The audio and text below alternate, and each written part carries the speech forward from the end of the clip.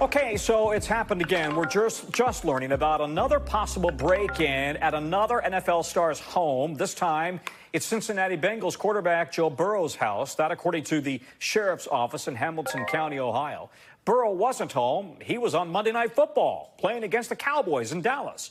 But according to the incident report obtained by NBC News, an employee of Burrow's called 911 last night when she saw a bedroom window shattered and the room ransacked, along with items missing. So take a listen to a bit of this 911 call. Someone is trying to break into the house right now. My daughter is there. This is Joe Burrow's house. She is staying there. He's at the football game. She's wondering what she should do, if she should be hiding or if she should be going outside.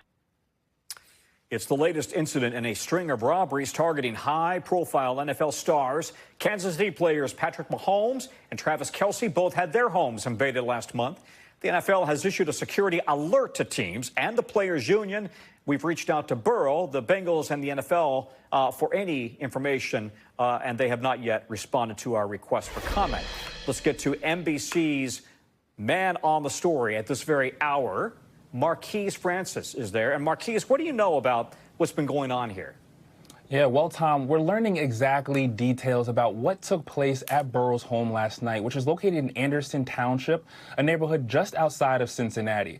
And of course, according to that police incident report, we know that a woman called at 9:14. We just heard a bit of that audio, and she said her daughter was in the home.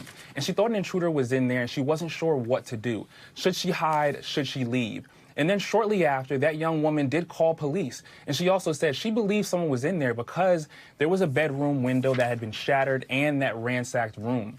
And while she was on the call with the dispatcher heard another person, and they confirmed that it was someone who was working security.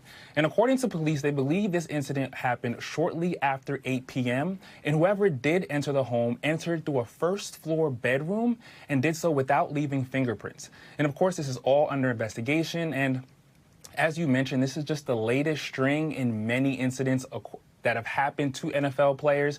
And this one happened when Joe Burrow was facing off against the Dallas Cowboys in Arlington, Texas. So whoever allegedly broke into the house knew Joe Burrow would not be home. Tom? Yeah. You know, what I'm wondering is whether police and sheriff's departments nationwide who have these high-profile NFL players living in their jurisdictions might just start posting a patrol car outside of their homes whenever they're playing. And I guess we simply don't know if these incidents are connected, right? If it's the same person or persons hitting all NFL players. Yeah, we certainly don't know, but the FBI is considering this a transnational burglary spree. And so they're considering this to be a targeted attack on these high-profile NFL athletes. And in that memo, as you mentioned at the top, the NFL has told their players to do such things as get security cameras, not leave valuable items out and about, and also not post their real-time location so that would-be burglars could find out where they are and if they're not home.